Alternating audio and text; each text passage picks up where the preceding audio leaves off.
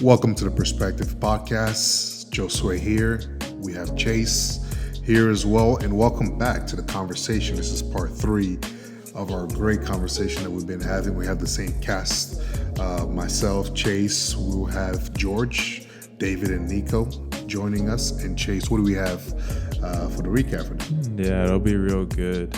Just continuing the conversation around race and racism. And this week we dive a little bit into the law enforcement and police topic, just discussing some of our perspectives on it, sharing some data and sharing some thoughts of how it intersects with the gospel. And so hopefully it's valuable to y'all and y'all's processing of everything that's going on. So thank y'all for tuning in and hope you enjoy.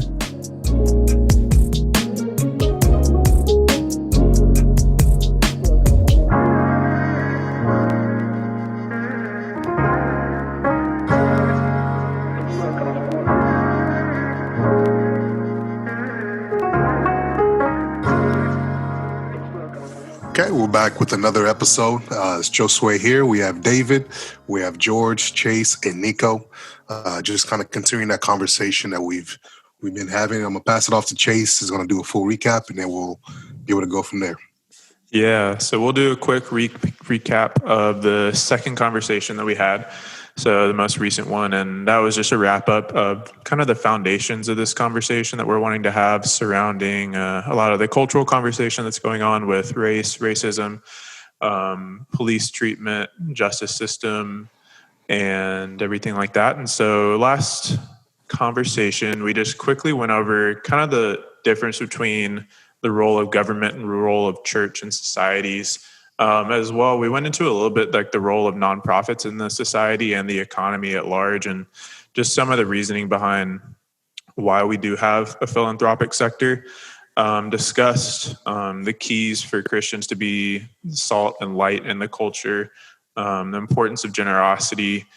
Also, we did agree that objective truth and biblical truth is a standard that we should be keeping ourselves to and going by in this conversation. We did also agree, we laid out there the framework for us to kind of look at each of these issues through, and it's modeled by what Ravi Zacharias does a lot and how he puts it as logical consistency, empirical adequacy, and experiential relevance. And so hopefully with each of these problems that we will be breaking down and to, as well as the solutions, we'll be able to sift it through that framework. And then we briefly got into the historical result that's happened whenever God is kicked out of his society. And we've seen that through many societies in history. And as well, which is where we'll kind of pick up the conversation here, is we briefly started discussing the idea that's been tossed around the culture of defunding or abolishing the police, which there's, a difference between those. And so we could discuss the difference and validity of that thought. And so kind of today, as I said, we're going to be just breaking down and understanding the factors, understanding the validity of the problems that are being claimed in the culture at large, and kind of answering kind of these big questions. So, is racism an issue in the culture? Is it the biggest obstacle that like the Black community or minority communities are facing? Is the attention that we've been giving to it justified by the scope of the issue? Is systemic racism real? What's the evidence? What do we do about past injustices? Does law enforcement treat Black individuals more harshly? Is there a general issue with police brutality? Is there any corruption in the justice system? And then economic opportunities being held back from certain groups. But so that's hopefully what we'll be able to get through today. And we'll see how deep we could get. But Nico, I want to toss it over to you, since we know that you can only be here for about half the conversation, to start out just with the law enforcement topic and kind of whatever you just want to start it off with there. Well, first of all, guys, I apologize that my lighting's off. I misunderstood your timing, Chase, and thank you for having me on again. And so I'm sorry if it looks dark. But this law enforcement umbrella is very broad. And I always warn people not to paint with a broad brush. It's law enforcement. That's like saying, hey, you know what? You need to come to Christ because you have a sin issue. Okay, well, which one? I mean, there's different sin patterns and flesh patterns. Which one do I isolate on so the devil doesn't have a foothold in my life, and I can resist the devil so he will eventually flee from me? And same with the society. Which one of our societal sins should we? I mean, we should address all of them, but do we prioritize, so to speak? And I think when you look at objective evidence, again, remember we talked about objective truth last week. I mean, last show, 2 weeks ago, whatever it was, and whether truth should matter to a Christian. And I believe we talked about, because one of God's main characteristics is truth. Jesus came to testify to the truth, John 18:33-38. And John 8:31 says, if you're truly my disciple, that means you're a studier of my word, a student studies, then you will know the truth and the truth will set you free. And so free from what? Free from this, free from what we're seeing. I mean, does anybody feel free in a country that we're supposed to be free, with life, liberty, and the pursuit of happiness as kind of our mantra? And our government our founding fathers set up this country so we can be protected from foreign invaders, so we can have interaction with business, so we can pursue happiness, meaning pursue our faith, pursue property ownership, pursue education. That's what's encompassed in that. And then also to happiness and be protected from ourselves, meaning have law enforcement. I mean, if Josue owns a laptop, how do we know it's your laptop? And what are you going to do if I want your laptop, Josue? I mean, then he better be stronger and better and quicker and look over his shoulder, because if I get him, I'm going to take that laptop. How do I know that's his house that he's in, or his parents' house, or wherever he's at? Well, there's deed records, there's property rights, and there's consequences to stealing things. Oh, wait a minute, that's a biblical principle. Thou shalt not steal and thou shalt not covet. Because before you stole, you coveted. You wanted something, so you sinned in your mind before you sinned in your behavior. Our behavior is a reflection of our mindset. And so we have to ask ourselves, I'm sorry for this umbrella.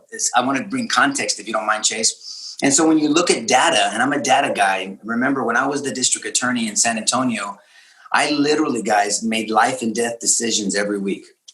Every week I had to make, it was ultimately my decision on whether we were going to seek the death penalty on a capital murder allegation. And so wisdom is found in the counsel of many. I had a process in place where people looked at things and analyzed it and got wisdom from other people. But ultimately, I was the leader of that organization. And so I made the decision myself. So data kind of matters to me. And so when we look at data of this push for this systemic racism argument, and I'm not saying racism is not true. I mean, so is murder. So is many sin patterns, and child pornography and human trafficking and sex trafficking, and all kinds of sin patterns are out there. And racism is ugly. It's brutal. We hate it. We have a stain on our country. We have warts on our face from the past. But is it to the same extent now? Because what we're seeing today is we're seeing a civil war. What we're repeating 1860. When we we don't know our history, we're doomed to repeat it. And we look at those things back there. Okay, was there a definition of human rights? Was it different for certain people, and was it affecting their way of life? And those are the two things and two issues that took us to that civil war between the North and the South. And is that happening today? And we just have to look at data. And so I look at data, and there's many sources that I'll just kind of give one of them here that we can't ignore. No one should ignore if we're truly truth seekers. And it comes from the CDC, the Center for Disease Control. And when you look at the Center for Disease Control, they keep data on deaths and deaths by alcohol and deaths by gun involvement and suicides and all the kind of, they keep a lot of data.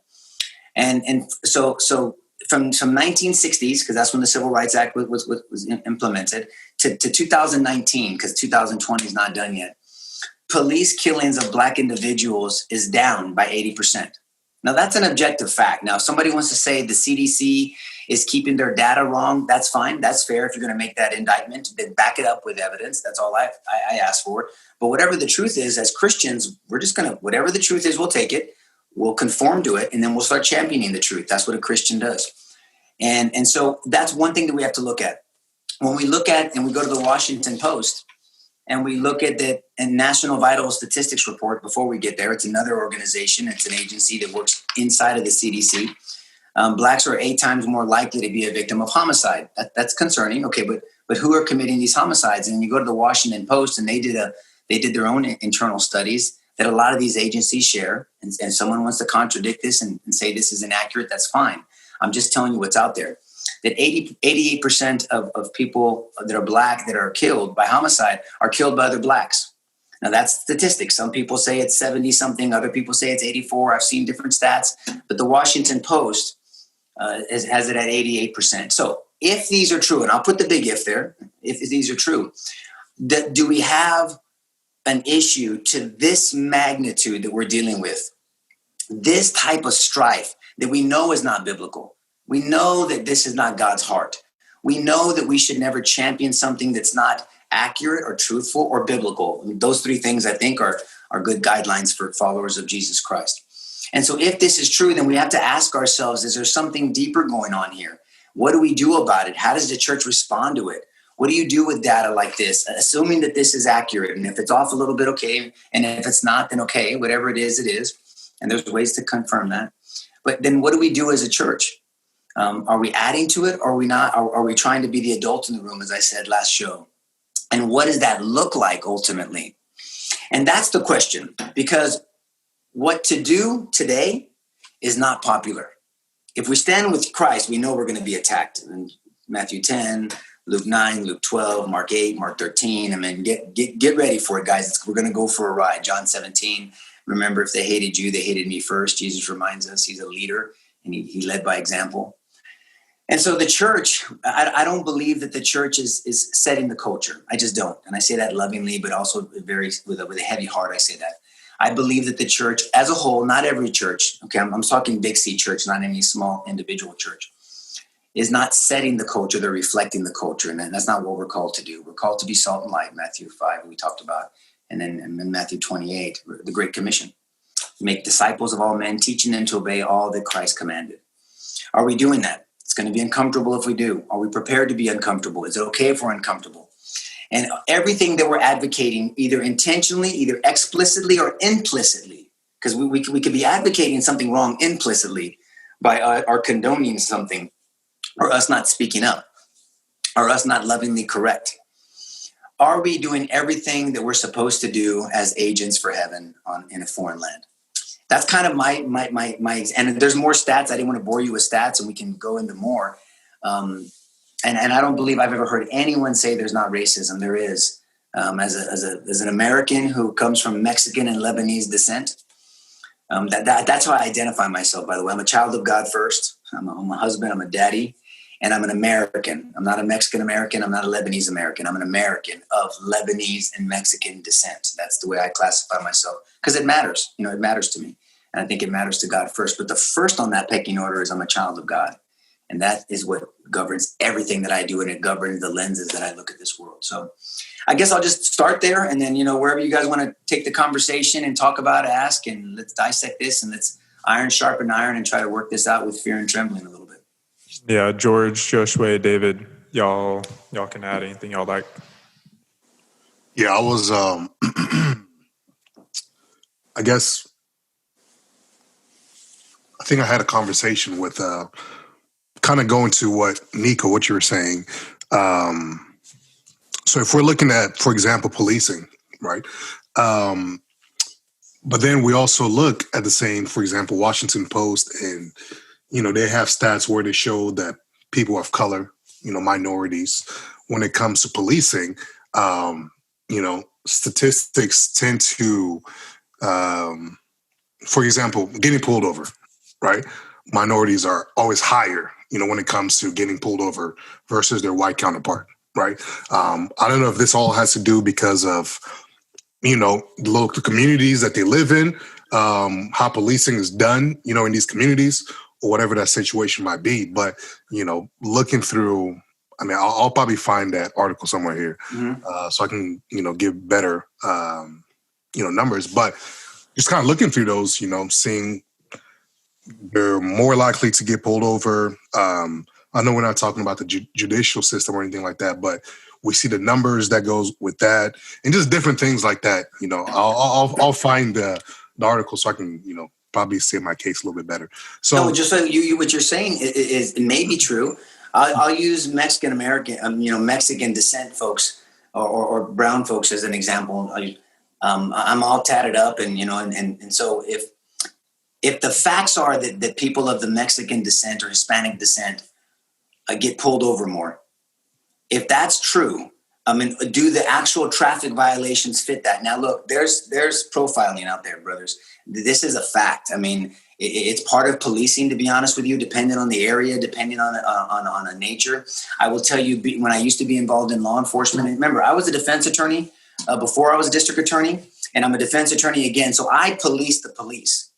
When I was the district attorney, I started the law enforcement integrity unit. I prosecuted officers. I defended them when the truth was on their side, and I came at them when the truth was not on their side. I am a truth scavenger, and let the chips fall where they may after that. And so there's profiling. There's no doubt about that. I will tell you, someone that used to be in law enforcement, it's more of a culture that gets law enforcement's attention than ethnicity. Here's what I mean.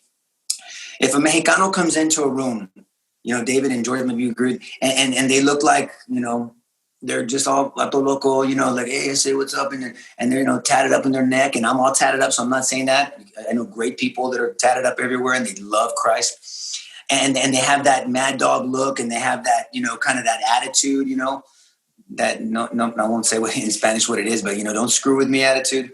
Well, officers immediately, white folks that do this, or anybody, it's that aura that's going to draw attention to any person. I promise you, even to you guys. If someone walks in like Josue and he's dressed so nice and he presents himself well and everything, no, I wouldn't. Nobody's going to care. I don't think most people about ethnicity over how he presents himself. I can tell you, for me, when we're looking at cases, when I'm watching investigations, I've studied all the law enforcement, at least locally, their investigations and what they're looking at suspects and what they look at. They look at gang affiliation. They look at presentation. They look at the culture of the individual, the area they live in, what is prevalent in that area, whether it's sex, drugs, prostitution, what is it, sex trafficking on the border, wherever it's at. There's a culture in each community, believe it or not. And so that's what draws mainly people too. I have a dear friend of mine, Martin Henderson. I have permission to use his name. He's a guy that happens to be black, and he's my brother in Christ. He was incarcerated for a number of years, and he got out. And we were at a police city community relations deal. And we were talking about, there was a police shooting in our community at the time, and we were reviewing it. We were investigating it. Nobody had been charged yet. There was a claim that it was a justifiable shooting. So he was advocating against police a little bit. And I said, will you come to a no shoot scenario with us? It's going to be put on by a local Krav Maga studio here. And, they use simulated bullets that hurt you, but they're not going to kill you. And you have pads up. He goes, yeah, I'll go. And he's the only person I've ever invited that showed up. He shows up. In the first scenario, he got shot by an armed person because he brought his own presuppositions to a very dangerous situation. He got shot and he was killed. I mean, in the scenario. Second scenario, he shot an unarmed man. Third scenario, he shot another unarmed man. Fourth scenario, they both shot at each way. He pulled his gun on an unarmed man, but didn't shoot the unarmed man. What am I trying to say? It was perspective. He left there with a very different understanding of what police officers deal with and how they're trained, because not every scenario makes the news. I mean, there are far more scenarios and the stats show that. It's not my opinion, by the way, guys. The studies show that there's far more scenarios of violence against police officers than violence of police officers on any citizen. Forget about black, brown, or white. Unprovoked. Let's put that in there as well, because all this matters. Context matters. Are there bad officers out there? Absolutely. And I used to go at them. They hated that I was the DA when there was a bad officer abusing their authority. And when there was an officer that had done something righteous and had done something by law, they were thankful that there was a person that didn't mind taking all the crap from society because I did the right thing based off all the knowledge we had and not based off what was reported selectively to the community. There's always context is what I'm saying. So Josue, sorry for the long answer, but that is something that needs to be looked at, but we have to go deeper and peel the onion back. Okay, if people of color are being pulled over more, what does that mean? Are they part of a sting operation? Is it a warrant being issued? Is there an investigation going on? Is it profiling and nothing came from it? Is it profiling something came from it? I'm not into that. I want truth, man. And I know that I'm on an island by myself and I get it, but I'm not going to stop being on that island because it's Christ's island. And I, man, sorry. and I feel like for the most part as well, I've never been, police officers are evil. kind of guy. I don't know a lot of people who actually are. But I think to a certain extent, like you said, we also want truth, and we're trying to, figure out what that looks like. Like you say, as believers, we got to take truth and then see what we're going to be able to do with that. And so, so on one hand, I might see, a stat that says this, and I'm like, okay, so what do I do with this? How do I break this down? How do I make this applicable? But I'm gonna let the other guys get in this before I'm into it again. Okay. I'll just add one thing real quick, because Josue, I know it's relating to a conversation we've had previously, and it's just breaking down something that Nico added is the part about culture. And this is why whenever we first kind of started talking about it, I threw out the term ethnocentrism as a either supplement or replacement to the word racism, because I think all five of us know here that race as currently constructed isn't a biblical concept. And so I was struggling myself trying to be okay, what is maybe a good word to describe what's going on here, and something that aligns with a biblical worldview. And so that's why I threw out the word ethnocentrism, because that talks a lot about culture and cultural norms and behaviors and things like that. And we do see that here in America, throughout the different groups, there are different cultures and things like that. So I was just happy that Nico brought that up, and I just wanted to add that because I know that was something that I'd talked about previously.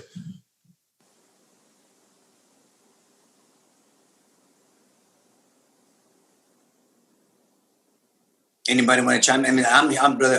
I'm not short of opinions. I just don't want to dominate the conversation. I guess for me, and I can give you guys a lot of sources from the Manhattan Institute to the Ferguson effect that happened, and to Josue.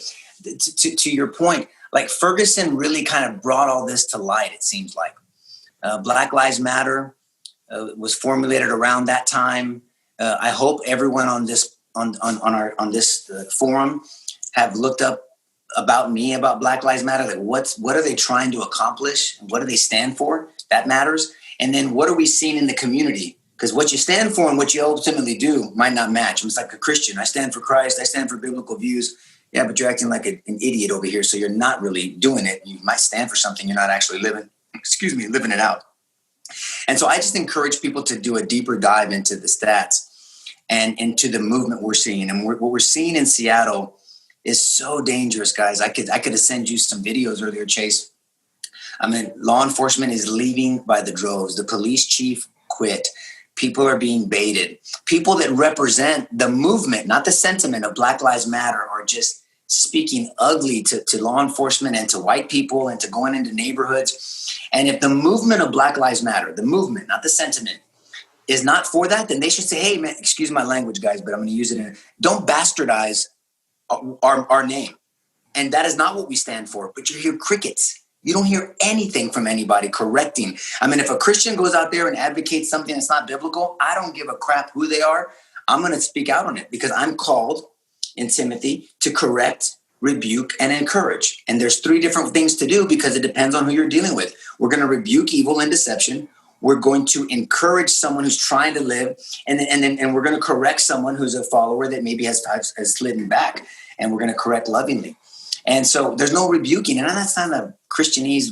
There's no standing against. There's no lines drawn in the sand. I really pray for. I don't agree with everything that John MacArthur believes. I do not. I'm not trying to open up a can of worms. I'm not a Calvinist. And I can talk and debate that all day long. But aside from that, I honor and praise his courage. Here's a man who was courageous. He took a stand. But why wait for them to be on the front porch? I'm telling the church, guys, you see this coming, and now it's here. What are we going to do? They're burning Bibles in Portland.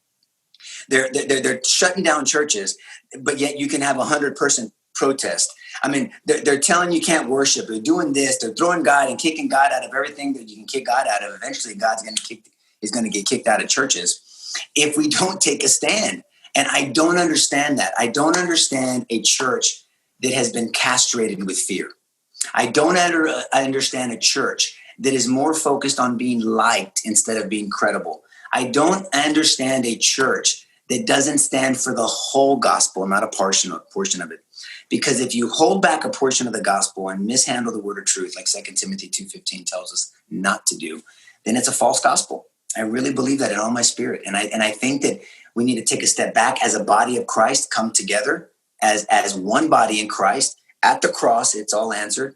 And move forward and say, no, that we've had enough. We're going to stand, we're going to lead, and we're going to be influencers again in our wonderful country like we used to be. The Christian church used to be a tremendous influencer in our country. And I think we're seeing the effects of it. Pedophilia is trying to be normalized. I mean, look at the divorce rates, look at the teen pregnancy rates, look at the murder rates. Ever since 1962, in that Supreme Court case, Engel versus Vitale, and it's Vitale. I think it's an Italian name, Vitale. But when they said no biblical principles in public schools, because biblical principles used to be taught in public schools, they weren't evangelized, but they were taught. There was order, there was structure, there was some type of foundation. Just look at the statistics. They're horrible. So we just have to look at these things objectively, and I can debate this with an atheist and an agnostic person as well. Yeah, I kind of thank you, Nico, for that. Going back to the defund the police, based on my understanding of what defund the police means, is to reallocate funds that are used for policing to use for a more proactive approach versus a reactive approach. And so doesn't mean I agree with it, but that's my understanding of it. There's an issue, though, that a lot of times nowadays we want to go viral. And so for marketing purposes, we use these buzzwords. So defund the police was used. And as a marketer, I really don't know if that was the best approach. Yes, it gets you views, it gets you attention, but ultimately it deviates from the message. So if it were up to me, I would have used a different slogan that is more appropriate and it really communicates what you're trying to say. The thing about policing is a lot of people. So the purpose of police is to serve and protect, right? But the reality for a lot of people is that they don't feel that the police are there to serve and protect them. So yes, that's the job of the police. Yes, objectively, that's what they should do. But a lot of people, whether by experience or whether by statistics, they just don't feel that police are there to serve and protect them. And so what I have seen is that their approach is that today we have a culture of crime and punishment.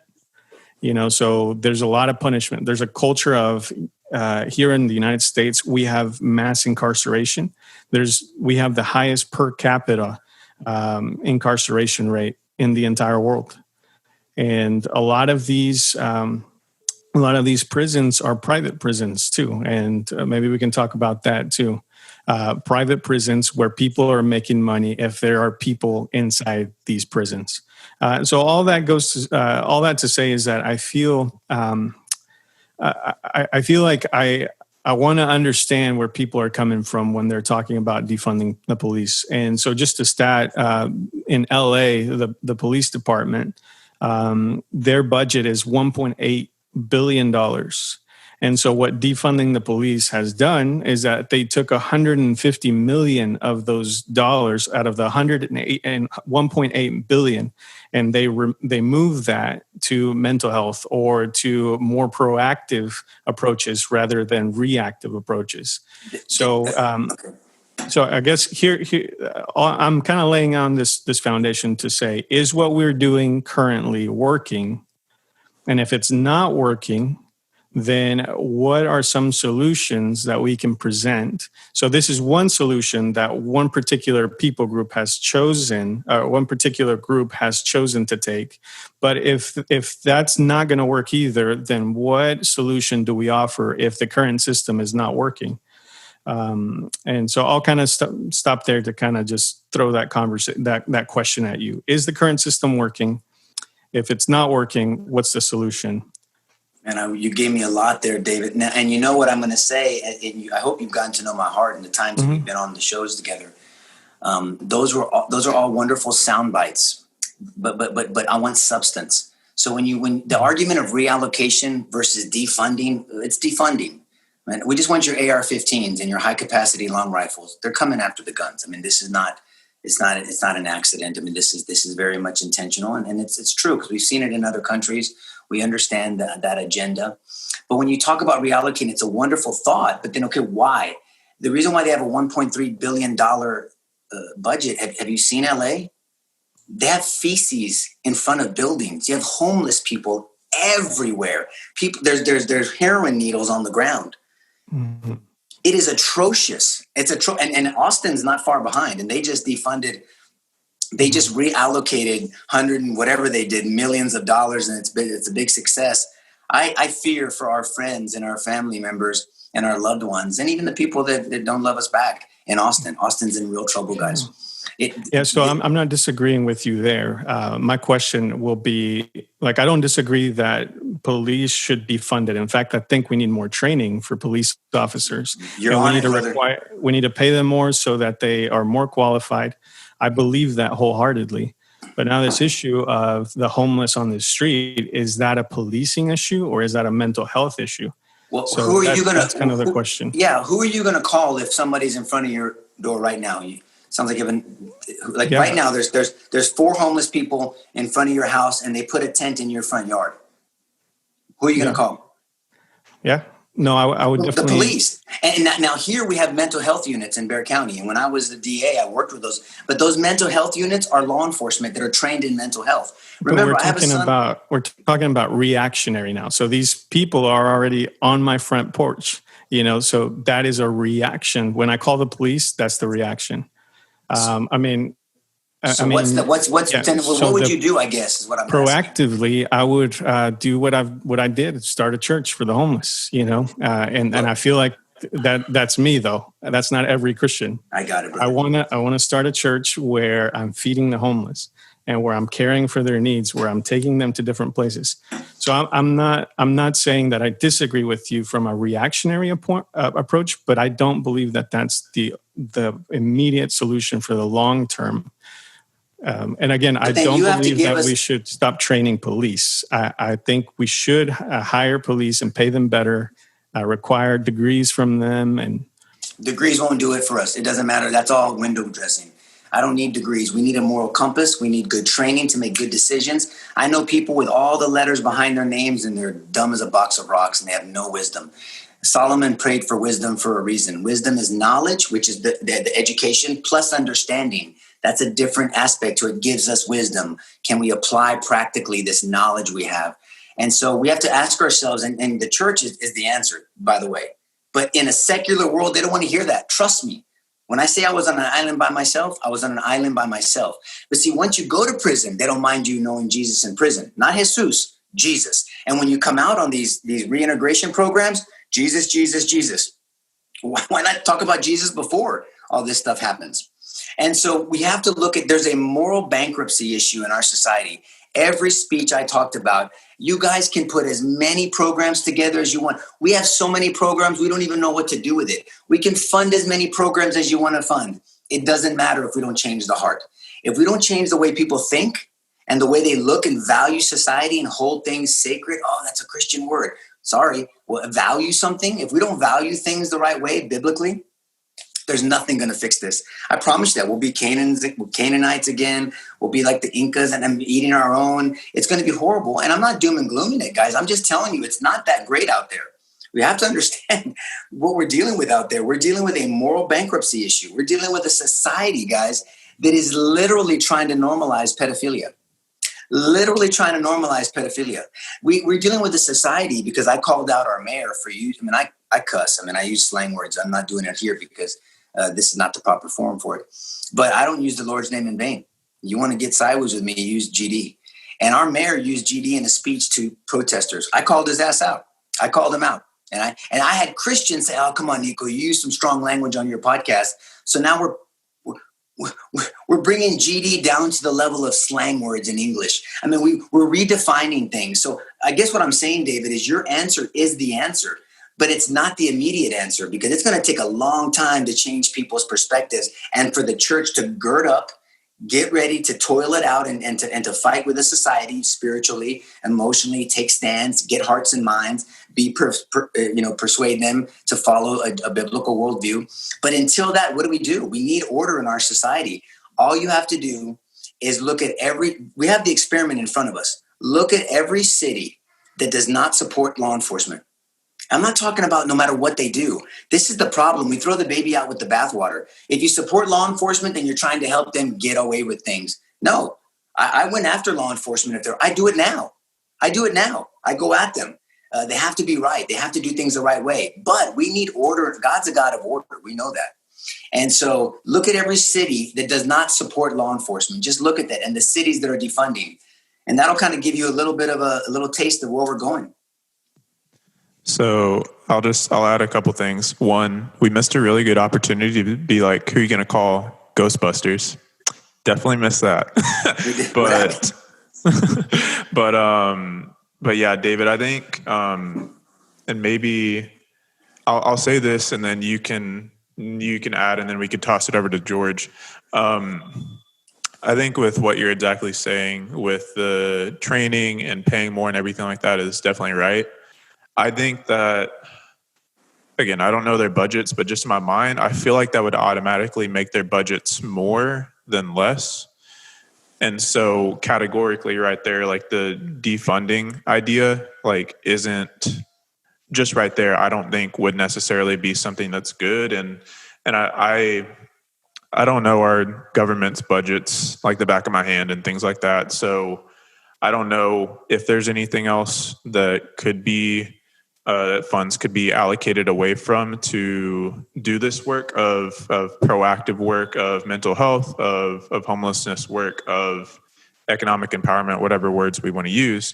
But one of the thoughts that I have, because we talked about this last time, is that's where I really think nonprofits need to step up and need to meet the needs of these communities, just like you did. And so rather than putting this on the government to do, I think this is potentially where nonprofits could really step up.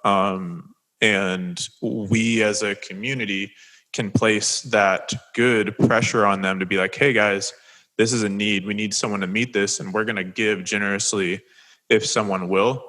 And so those are just a couple. Can I speak to what both you and David just said? Because it's a great, but the training, you know how because paying them more is not in itself the answer. They can still suck and get paid more money. But what it is they need more training. What ultimately costs more money. So instead of working 5 days a week, what my humble opinion would be, work 4 days a week, work 4 10-hour shifts, and they probably work them anyway. You don't have to pay them as much overtime. 4 10-hour shifts. Law enforcement in Bexar County, in San Antonio, anywhere in Bexar County, that's the county that surrounds San Antonio. They have a 6-month police academy. Then they're with their field training officer, their FTO, for 1 month, and then they're on their own. Then once a year, they have in-service for a week. I mean, no, I would want in-service quarterly. I would like a 4-day work week with them, give them 3 days to decompress. I mean, think about it. They'll show up to the scene of a 2-year-old choked out with a ligature and eyeballs popping out, a little 5-year-old girl anally sexually assaulted, crying, and CPS is coming to take her away from her parents. A murder scene where there's people shot in the head and beating, families going at each other and cussing, and these little kids are looking at their daddy, and CPS, Child Protective Service, comes and picks them up. Then they got someone that tried to attack them, and this person's trying to get away, and this person, they don't know who's got a gun, and all that stuff, and they don't decompress from it. And then they go and they pull someone over. And then they pull someone over for a traffic violation. And this is reality. So I want a 4-day work week. I want quarterly in service, and I want ways to talk about it and say, hey, you know what, can we do, what did you deal with today? And just talk. And I want a biblical approach to that. I do. I will never get away from that. I'm not talking about an evangelical approach. I'm talking about a biblical approach. And that is, to me, the answer. That's the only answer. How the hell do you deal with a broken ass world, whether you're a cop or not? And you know, my brother was murdered in my driveway. Yesterday was his anniversary of his birthday in heaven. He was shot in the driveway. I walked out 3 minutes later. I loaded his body on the gurney. I washed his blood off my driveway. I picked my mom off the driveway with saliva and mucus and tears. And my pop cried in front of us for the first time. And I saw rigor mortis set in. What do I do with that? Well, the society says, I don't blame you. Well, I mean, you could have diagnosed me with about 14 different conditions after. I didn't go see anybody. I was angry. I was stuck in a prism of anger, and it came out in my behavior. I was a functioning angerholic. That's self-diagnosis, by the way. Nobody told me that. And then I tripped over this guy named Jesus, this first century Jew that I didn't know. I didn't have a relationship with because I grew up under a certain denomination.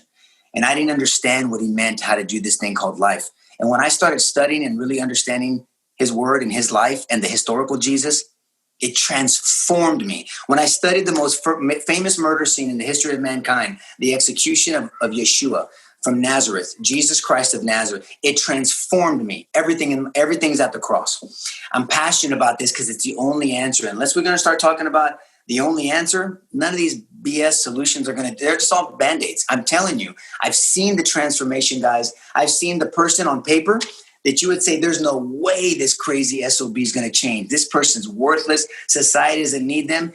But then Jesus. But then a true, authentic, consistent, transparent relationship with the Son of God and this historical first century Jew, transformation. And I'm on that list. I'm on that list, guys. And so I don't know if I answered your question. Sorry, I'm very passionate about this because there's so much deception out there and there's so many Band-Aids and they're not realizing what we're doing to our society. If the answer is not reconciliation, if the answer is not accountability on everybody's side, and Black Lives Matter and this movement is not being held accountable for the destruction out here. And us as Christians hold everybody. Hey, law enforcement officer, not the institution. The institution of law enforcement is good. The institution, theoretically. Individual officers might suck. We get those people out. Bad apples, we get them out. That's what Christians do. So you don't judge an institution and ideology by its abuse. You don't. There's Christians that muck up our faith. Can we agree? Christians muck up our faith. Is Christianity? I listened to Bill Maher the other day. I had to stomach him. But I listened to Bill Maher. He is brutal on Christianity. He's so lost. I would love to debate his ass. But he's so lost. But guess what? He's criticizing Jesus, misunderstanding Jesus, impugning God's character. And Christians forget about it. Jesus sucks, so we suck too. And that's it. And that's his argument for atheism.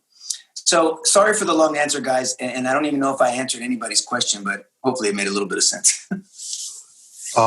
Before we get to George, I feel like you brought it up the last 2 episodes a couple of times. So yes, Daddy. On a realistic level, right? We already know how, just the nation pushing God out, pushing Jesus out. How do we combine, what you're speaking of in terms of there's this man who died for us 2,000 years ago. He's the answer, right? How do we add that to, what we're speaking about here in terms of, because like you say, you've been on this lone island on a lot of these issues, right? Whenever it comes to your field of work and all that you do. So to you, like, what are some realistic steps? What could that look like to where, we could almost realistically bring Christ into a lot of these situations? Does that make sense? It does make sense, Dad. We're already doing it. We're doing it. Judges, they impose AA to different people that are dealing with alcohol and drug-related issues. That's a faith-based, it's not a biblically centered, I get it, but it's a transcendent faith-based organization. But they're so conditioned to do it, they still do it. I had debates with judges on this. We have to separate church and state. I go, first of all, judges, I'll give you a whole lesson on the separation of church and state and the letter in 1801 and Thomas Jefferson, Danbury Baptist. We can talk about all that and our Constitution and the founding fathers, but you're already doing it. How many of you impose AA and NA, Narcotics Anonymous and alcohol? They all raise their hands. Have you ever looked at their websites? That's a faith-based movement, and it works, by the way. And nobody can be. So, and then these reentry programs, faith-based. Celebrating Families in San Antonio is an organization where families are broken up right before they take children away. On paper, people suck. They bring a faith-based Christian approach, and the transformations are remarkable. So we're seeing it on the fringes to fix problems. But why? To David's point, why wait to only fix problems? Because it's easier to break something than to build something. Can we agree? Just talk to a contractor. How long is it going to take you to build my house? 10 months. How long is it going to take you to tear down this house? 2 days. I mean, so think about society and our personal lives. It's easier to screw up your whole life. My pop told me after he picked me up downtown from being arrested from selling drugs when I was in my early 20s. He said, son, don't ever forget this. It will take you years to build up a good reputation and 1 second to mess it up. I mean, that's true. I mean, that's true in our society. That's true in our personal lives. That's why scripture warns us of not giving a foothold to the enemy and tells us to take our thoughts captive and make them submissive unto Christ, Paul tells us. And it's a battle in the mind that ultimately results in our behavior. Our behavior is a dashboard to what we think. And so to David's point, we have as a community, as a society, we've got to get back to our historical roots. You want to know how we help fix things? We start teaching true history to our kids. This battle should be happening in schools. Nobody cares about school board meetings. Nobody goes involved in their PTA meetings. Nobody goes to talk to their principals. We've got to bring these biblical principles back to school. Not evangelical approaches, biblical principles. That's how you win this, because these kids are being taught to love an atheistic worldview, to be antithetical to a Christian worldview, and to literally hate this country. And they're being trained. I mean, look at the people out on the streets, a bunch of young kids that are confused as hell. And they're just out there yelling sound bites, and they don't even know what the hell they stand for. But then we have a courageless society. Everybody's folding. From the NFL, I won't watch another NFL game. I won't watch an NBA game. I won't watch anything but MMA, which I like MMA the best anyway. But I won't watch it. Anybody that conforms to a deceptive narrative that combines it with a non-redemptive aspect to their movement will not get my support, because it's not biblical. You got to have a truthful plus a redemptive movement, or else it's not biblical. No matter what it is, whether you name it Christian, black, Mexican, white, whatever, it doesn't matter. Yeah, George. Oh, gotta take a sip of water real quick. George, that's Yeah, no, I think the solution is always the gospel, right? And so I'm a huge believer on biblical community, and unfortunately, what we're seeing a lot is this consumer-based mentality, this culture that we're building in the church, where we go to a service, we do these activities, but we have superficial relationships with the people that we're around. And so biblical community is the answer, where we're living in community with other believers and we're meeting each other's needs. We know each other and we're together serving the community that we live in, right? We're living out the Bible. But until we have biblical community in every single corner, we're not going to see what David did. We're not going to see the work that Nico is doing, right? We're not going to see the work that Chase and Josue is doing, right? We're not going to do that because we have superficial relationships that we can have community, right? The world has community, but it's just getting together and talking about superficial things, but if we have a group of people, right, that pursue Christ together, the byproduct is going to be community, right? We have to keep Christ at the center. We don't do community just to do community. We do community because we're together pursuing Christ. And because we're pursuing Christ, we're looking more like him. And it says in the Word of God that they will know that you're his disciples by the way you love one another, right? And I think we have to change that. We have to get real with one another. We have to be intentional. We have to do the hard work of building these relationships, even when it's uncomfortable. There isn't a conversation that we shouldn't be having because they are real issues. Thank you for saying that. Oh, for sure. And Yes. I do see a lot of Christians that walk in an attitude of being proud rather than humility. And the world knows them for the things that they're against rather than for, right? And so I want the world to look at the biblical communities that we're building, and they know us by the way we love one another, the way that we're actively engaging our communities. Because I do think that we have to invest in poor communities that aren't, maybe don't look the same as ours or don't have the same privileges as us. But God has given these resources to invest into these communities. And so that is also something we have to focus on, because there's different needs in every single city, right? And I think once we are intentional, we'll be able to address those needs and meet them, right? Bring Christ into these communities so that people will be discipled, kids will be mentored, right? Engage and build relationships with people, rather than just saying, oh, well, the police will take care of that, right? Where's the church? Where's the members of the body actively pursuing these communities so that it can be real change, sustainable change, which comes from Christ, right? And any sustainable change only comes from Christ. But rather than sitting back and just reacting and having an opinion, actively pursuing people so they can have a transformative heart, right? And that is the solution, right? The gospel. But George, but what I see, brother, is I see people bringing their version of Christ to community. Oh, absolutely. You know what I'm saying? I mean, how many times have we heard sermons on sin? Anybody hear a sermon lately on judgment? I mean, what Penn and Teller said, hey, if you Christian dumbasses believe what you believe, why aren't you warning me that I'm going to hell? Why aren't you bringing me the gospel? Why aren't you warning me about this thing called sin? If you really don't believe it, first of all, you don't live it. And then secondly, you truly don't believe it because you're not coming to me with it if you really believe this thing.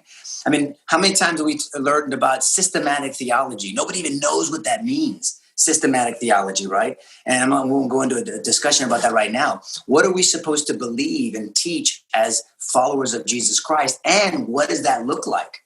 Are we living? So community has been commandeered by agnostic people and secular people. Community is, just accept everybody for what they do and who they are. Well, no, I'm going to tolerate everybody just like the way God tolerates me. I'm going to welcome everybody, but whether they belong depends on their level of submission to Christ. I'm not entitled to an opinion.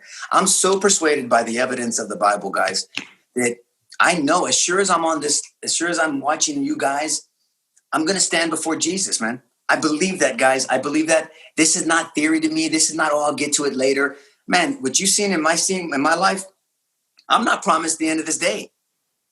Are we all, are people watching this show, the ones that believe in God and believe in a transcendent creator, are we prepared to have our last job interview today?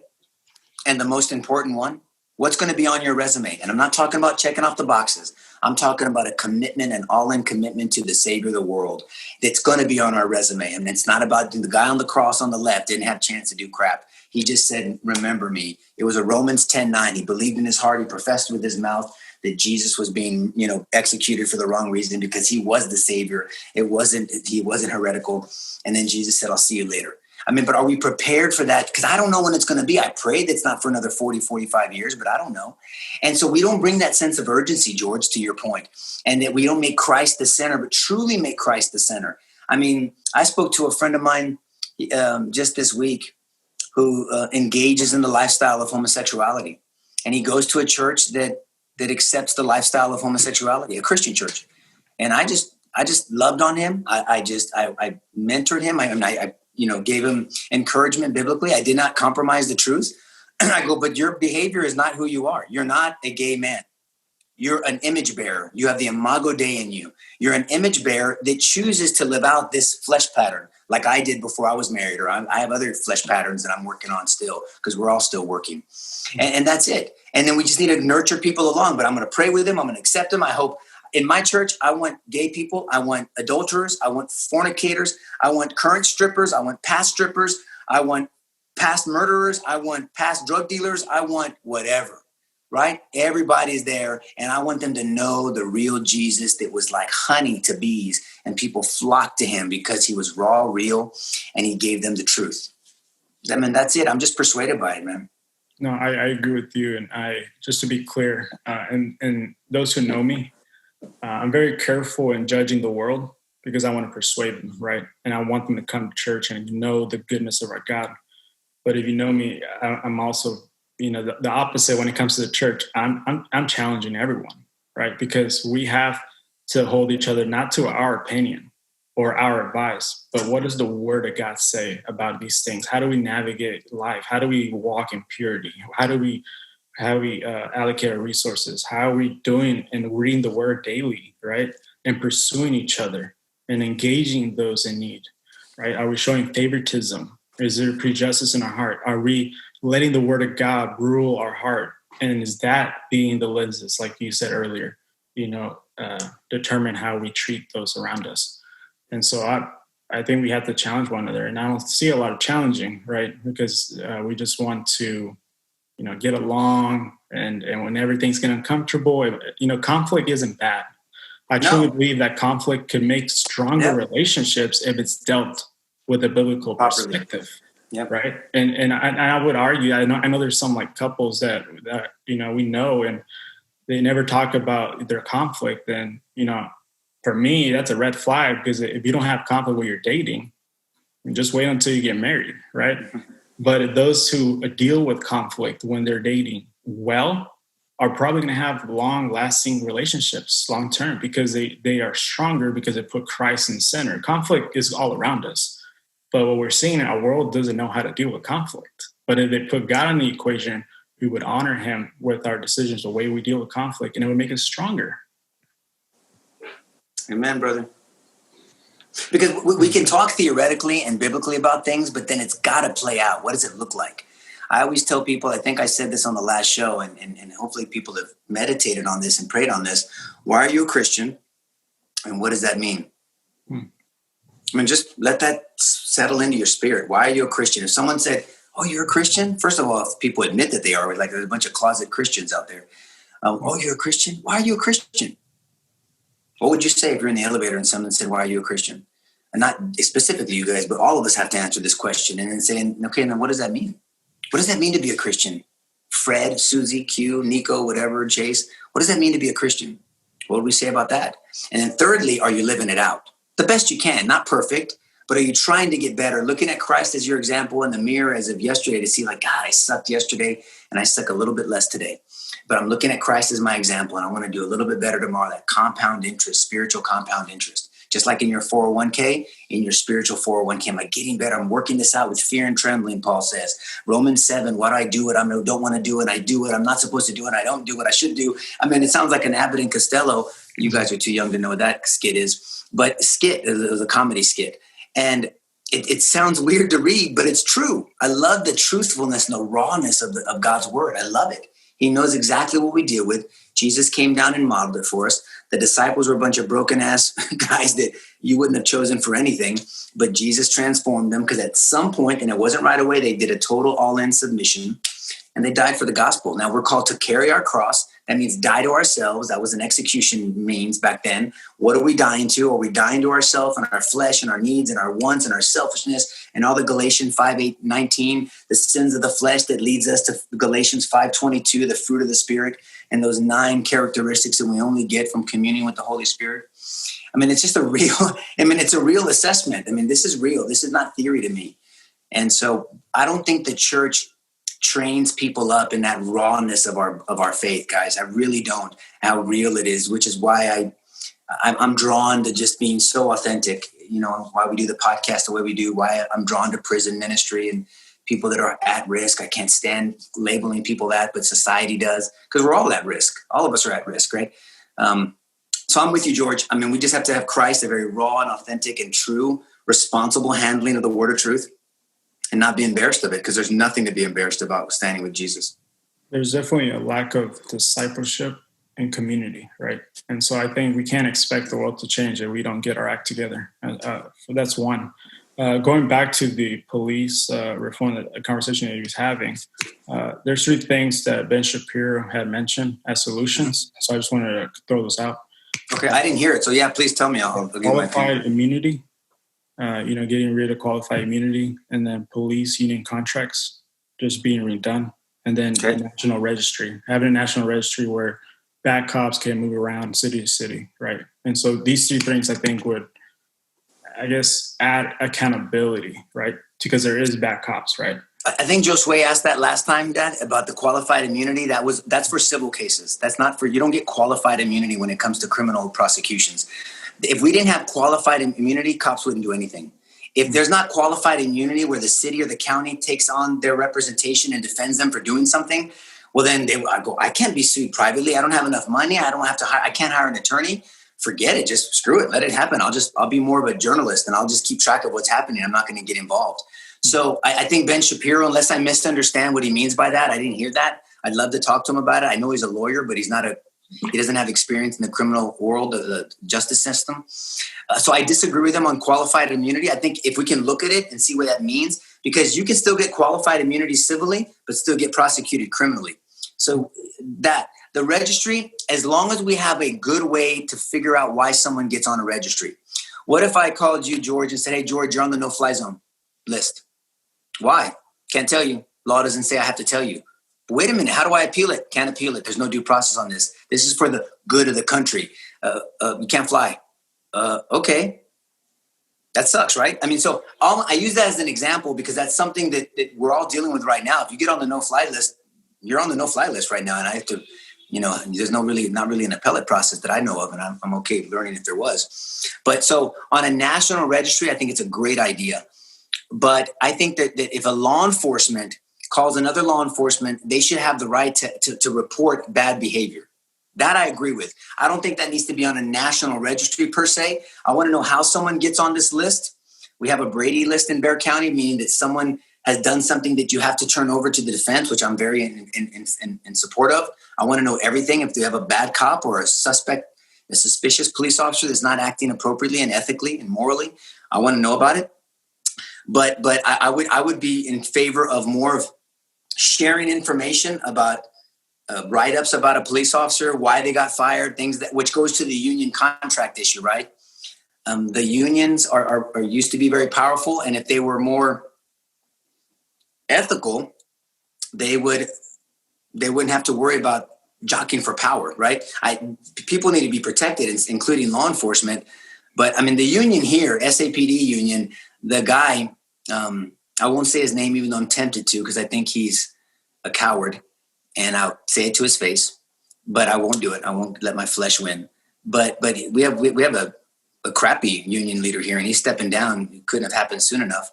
But he's immoral. He's a liar. He's got no honor, and I would say it to his face. So that's a problem. When you have someone like that running the union, well, then shit, you're gonna have a crappy union maybe. But yet police officers do need to have a collective protection to make sure that their benefits and pay and how they get paid is protected, but it needs to be balanced with a moral compass. And that's again, going back to, I think either George or David, it's about that moral compass. What are the definitions of right and wrong, and what are controlling us versus just king of the mountain and whoever can get over on each other. That's always going to be a strife riddled community if it's done that way. Yeah. And I know me and George have talked about it previously, but yeah, like that's just where I think especially local communities can step up and just keep their local police departments or sheriff's departments or whatever accountable, and also just keep their ear to the local community to understand what's going on. And so that if an officer pulls over an individual and beats him up, and the unions or whatever just block any sort of action from it, well, then from there, the local community should know the lives of their friends. Their friends should be vulnerable, bold, whatever word you want to use, to share what happened with their friends. And then from there, they should be willing to hold that department accountable, whether it's in elections or whatever it is, if the department is not holding themselves accountable. And so I think, like George, we talked about it, like if just whenever we get into these big sort of overgeneralized narratives that, no police are good and things like that, which not a lot of people have said, but I'll say like I have heard. And I mean, we've seen certain cities deem that, whether it is Minneapolis or whether it is Seattle, just deeming that the whole police department isn't good. Like, that's just where things can get like really difficult. And so real quick, Nico, I know you need to leave here in a couple minutes, right? Can I just make one last thing? Words? Well, I mean, there's no way I'll get my last words in that I want to. I hope I've been honored to be on these conversations with you. Please call me back, and sorry for the confusion. Sometimes with clients, you just got to respond like a doctor, and I have to go. But with the Ferguson effect, I mean, the police unions aren't as powerful as we think they are, not with criminal prosecutions. They're just not. They had zero influence on me, zero. I never got their endorsement because I was a criminal defense attorney and I was a former drug dealer and all the other crap. I mean, they love me now and they miss me now, but okay. Well, now I had a lot of law enforcement support, but the union itself didn't support me. the union heads. But I mean, law enforcement, I had huge support because they knew I was a straight shooter and that I was going to stand for truth and that I would stand for them when they were right and go after the bad ones. Because even good cops want bad cops held accountable because it hurts their profession. But like with Ferguson, does anybody know that police officer's name in Ferguson? The one that got beat up and the one that even under President Obama and the Department of Justice and Eric Holder came down and they said there was no racism, there was no inappropriate behavior by the law enforcement officer. He was beat up and they were trying to get his gun and it was a justifiable use of force, and the whole hands up, don't shoot. You guys know that never happened. They did a complete investigation from the feds, the DOJ, all the way down, and that didn't happen. So that was a false narrative, that was deception, and it became the soundbite. And that officer's life is done. We don't know his name, so maybe it's not. But he left law enforcement. He was threatened in fear of death. I don't know where this guy is now, but it wasn't truthful. And I use that as an example. That's why we have to be so careful not to quickly jump into a narrative that we have not done our due diligence on. And I know a lot of churches felt pressured to jump on this Black Lives Matter movement, not sentiment. Okay, please keep those separate. Without reading what they stood for. Understanding, and I love some of these media and celebrity people saying, wait a minute, I read their website. I'm not on board with that. The dismantling of the nucleus family, the pushing of certain movements and defunding the police and open borders and illegal alien immigrants voting and certain things, no reconciliation, nothing biblical about what they say about their movement. I don't know. That's up to them. They're the ones that put it together. And I think a lot of churches were pressured into under the idea of the sentiment. They went out to support it without truly doing their homework about the movement, because nobody supported it before, because everybody knew, pigs in a blanket, fry them like bacon. What do we want? Dead cops. When do we want them now? Those were people that were claiming to be Black Lives Matter advocates saying these things, but that's not biblical. I mean, there's nothing biblical about that. And that's my concern, guys, is that the church should do the pause, not worry about the backlash. Say, hey, maybe I'll be in front of you championing this cause, but I got to know what I'm championing. I'm not going to let deception rule. I got to know that it's biblical, that it's in line with Christ, in line with the Bible. And then guess what? Then I'm going to run up in front of you, and then I'll be in front of you if it's a biblical movement, even though the sentiment is. Because let me tell you this. If any one of you are asked, hey, what do you think about the Black Lives Matter movement? Not sentiment.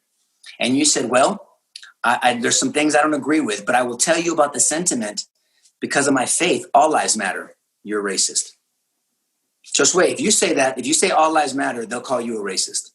They will. I mean, I just know too many examples about that. Not everybody. I get it, guys. Not everybody.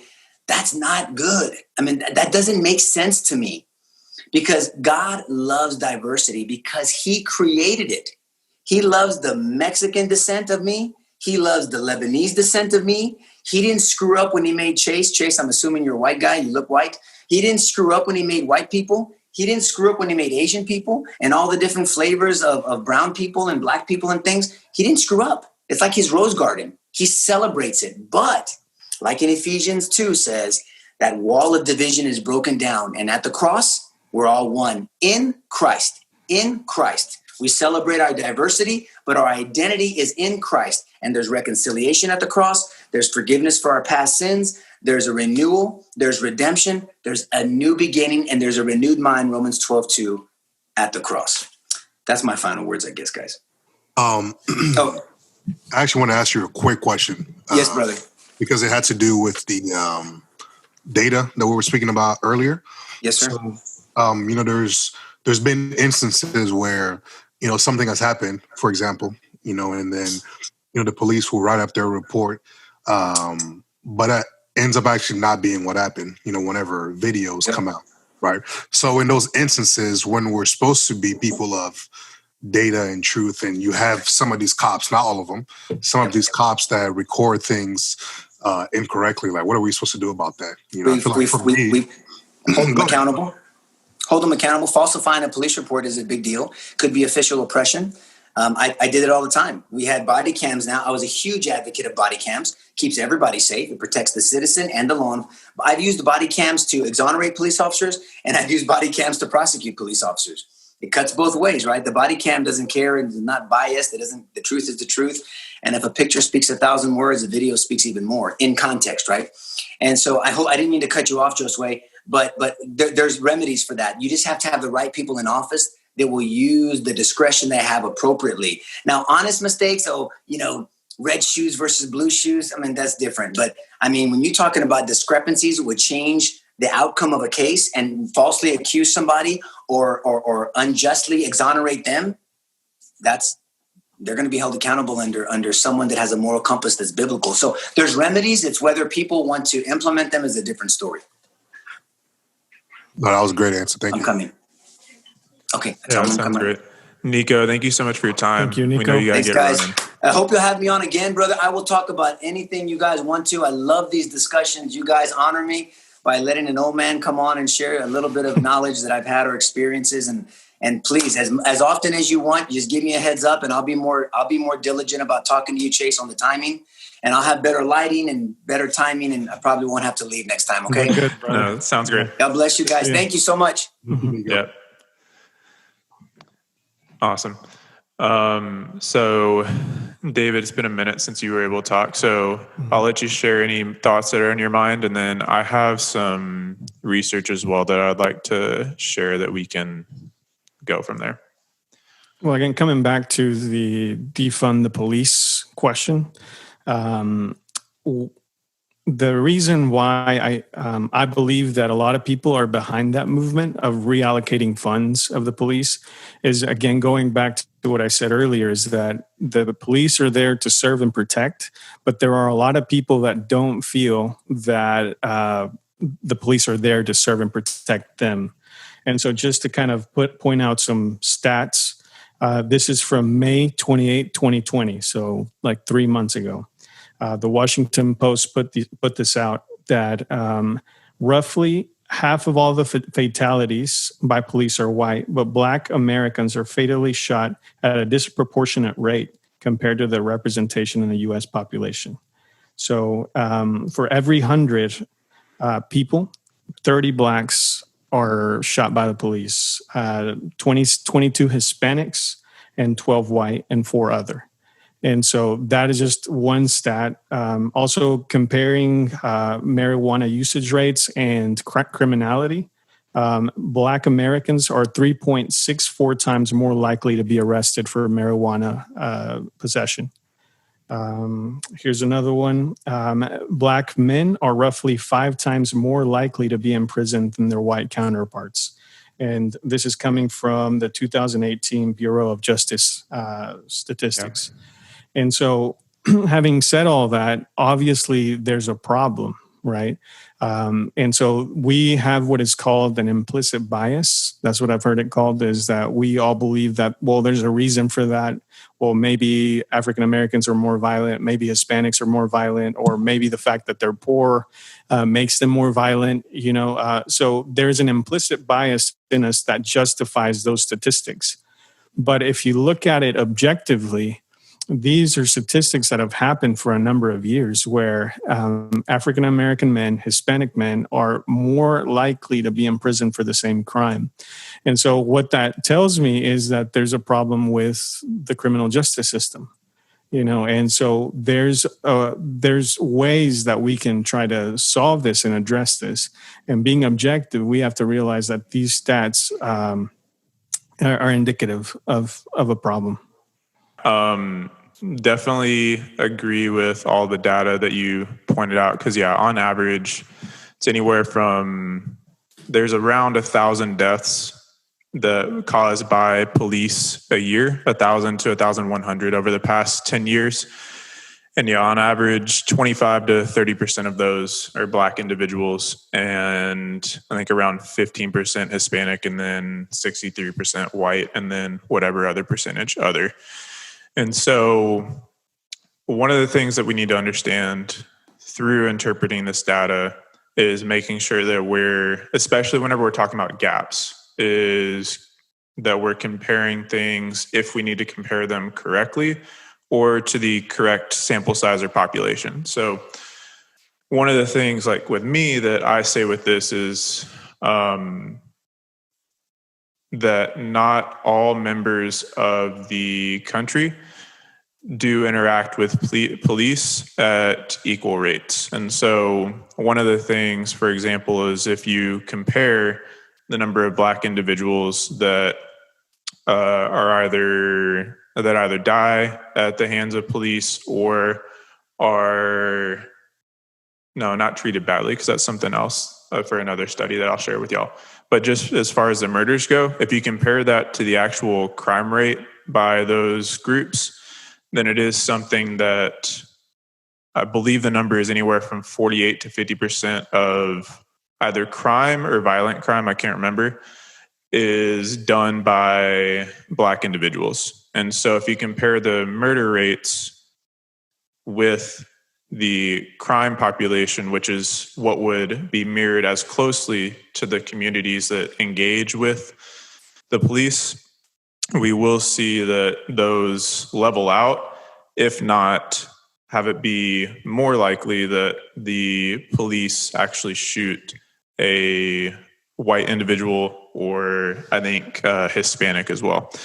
And there's a couple studies that actually do show this, one by the University of Washington and one by Harvard, that they ran police officers who had been trained and I think had been in the force for 5 or more years through shooting tests to see, okay, if it's a Black individual that we show, are they more likely to shoot or not? And in both of those tests, they did see that they were actually less likely to shoot if a Black individual or a Black cardboard came up versus a white one.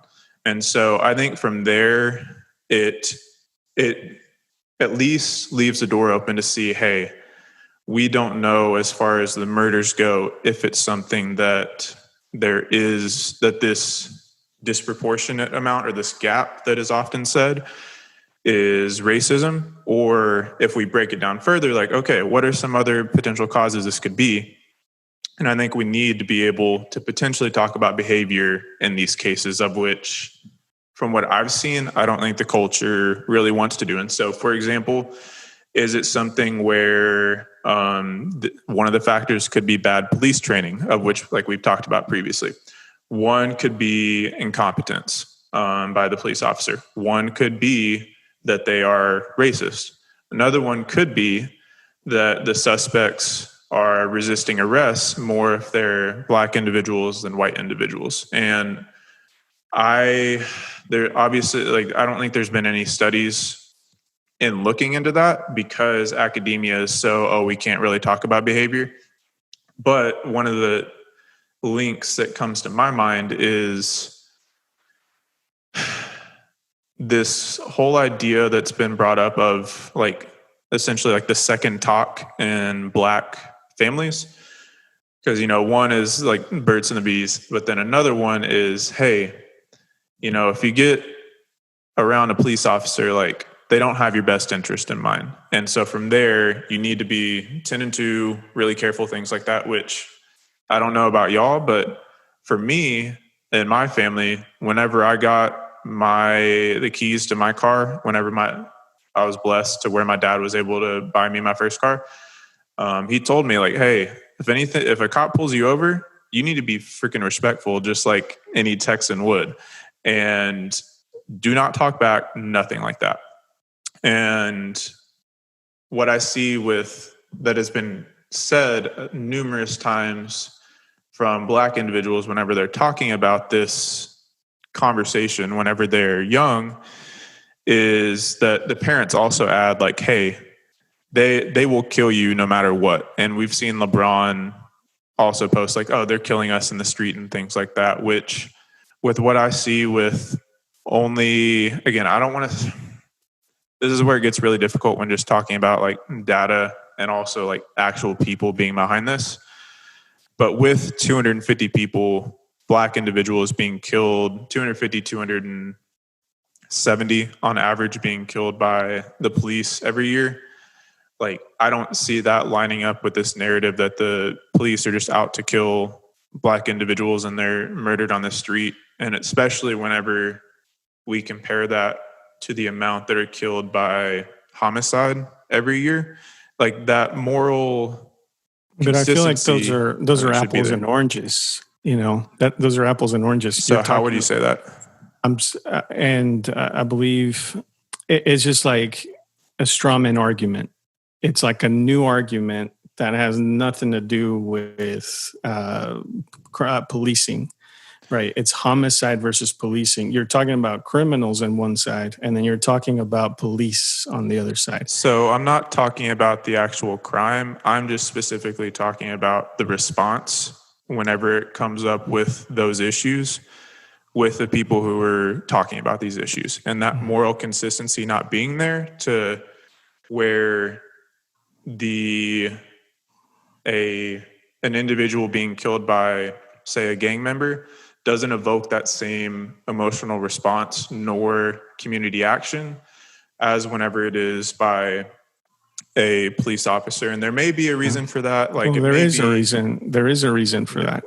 The reason is because, again, police are supposed to be there to serve and protect, not to kill. You know, a criminal, that's what they do, right? I mean, that's where they get that title from. You expect that from a criminal, but you don't expect that from a police officer. But I think we should still be just as vigorous I don't know if vigorous is a proper word. Mm-hmm. We should still be just as bold in, no matter what the situation is, to not have the murder take place. And especially whenever the murders by the gang members towards Black individuals are 10 times that of yearly of those done by police officers. And so I think just from there, it's difficult. As well, one of the things that I did want to bring up, because I know this has been brought up a lot, and it's dangerous with how it's being used, is so implicit bias, which, like me and Josue, we've talked about this previously. So this whole idea of implicit bias has been brought up a lot, and I'll just say it's whatever. I'll just say it, and we can go from there. It's being misused. So a lot of people do have bias that is not perpetuated, that is shown by actual real world actions. So whenever it comes to this word implicit bias, so it came from, this whole thought of implicit bias came from the Harvard IAT, implicit association test, that deeply subconsciously somewhere we have these biases that we don't know about that affect our actual action. So there's a couple issues with that though. One, the Harvard IAT doesn't actually measure any sort of implicit bias that we think that we theoretically think is there. It's something that the test isn't reliable because it doesn't have the same results across tests. But then as well, we don't really know what it actually measures. We don't know if it's these biases. We don't know if it's reactions. We don't know if it's like what it is. And so one, the test is not valid. The second thing is we have found no link between any sort of implicit bias and actual real world bias or action. And so from there, with us not seeing any sort of link to actual real world behavior, we can't put that forward as a potentially valid claim for a problem within a certain group or a certain individual. As well, which this is more towards the next conversation than this conversation, but I'll just add it in here since we're talking about implicit bias, is one of the big things that we've seen, which, for example, with Robin DiAngelo, what she does is this, diversity, inclusion, anti-bias training, of which, from what studies have shown, does no actual benefit in reducing any sort of actual real world bias, and is shown to actually make it worse because it creates these actual biases, and being it actually it turns out that people don't actually like being called a racist if they're just kind of a normal person, just working their job, just doing life, and that they've never really done anything racist in the past. And so this yeah, I'll just say I don't see any validity in this idea of implicit bias. Now, what I will say is, like, could there be actual bias somewhere? Yes, but like actions would back that up, and I don't see, from what I've seen, like stats showing that like that's the case. I think it's it's interesting. Wow, can't even speak. You know, there are a lot of times, you know, the black on black, I guess, crimes is brought up when statistics actually show that it's the same amount, you know, for white on white crime, but that's never something that's ever brought up, and I don't know why that's never discussed, right? Because white people kill white people in the same proportion that black people kill black people, right? And the So conclusion we're there just is, asking where you, or go ahead with the conclusion and then throw that out where you're seeing that. oh yeah, yeah. No, the conclusion is that people that are around one another kill each other the most, right? People within the same vicinity kill one another the most. So black people around black people, so they kill each other the most. White people around white people, so they kill each other the most. That's just how it goes. And yeah, you can find that anywhere. But for some reason, I feel like whenever this conversation is brought up, there's always the black on black crime aspect, and then the other one is not brought up. And I feel like to what George was bringing up with the apples and oranges, because if a gang member kills somebody else, then the police are going to come and do their job to, you know, arrest that gang member or whatever and bring them to jail. But it's a different scenario when, you know, police is doing their job and they accidentally kill somebody. That's a completely different story than, you know, when a criminal kills somebody, right? Versus a police coming and killing somebody. So I feel like those are two different conversations that that are had. You know, so it's not the same conversation that, you know, these group of people kill each other.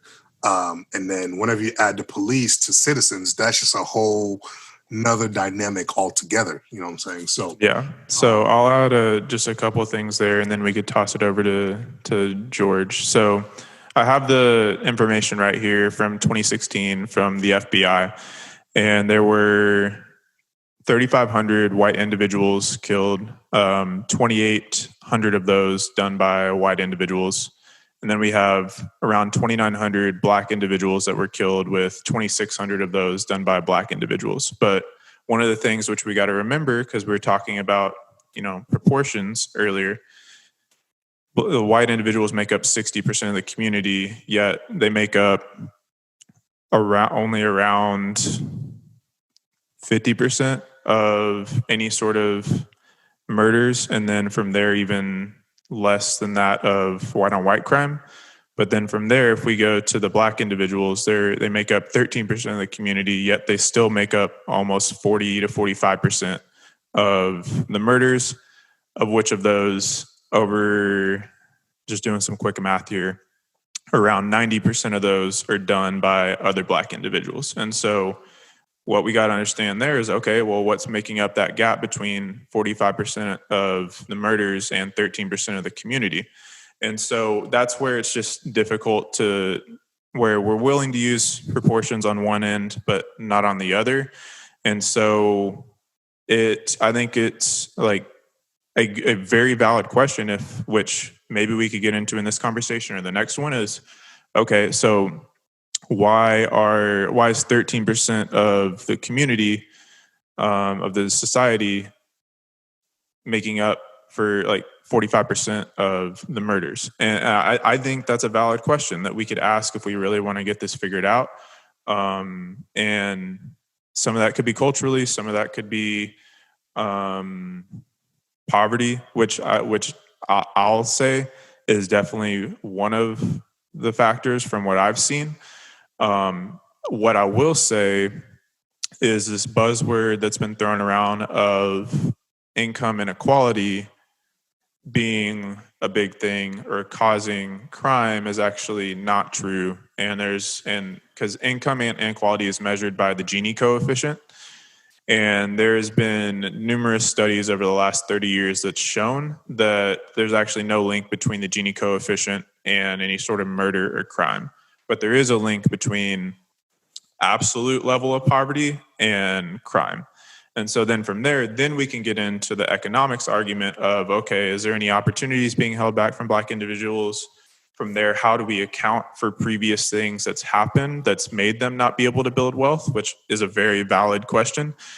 But that's, yeah, with that, it is something that needs to be discussed, or that could be discussed if we're wanting to have solutions here, is why is 13% of the community making up 45% of the murders? But George, you could go.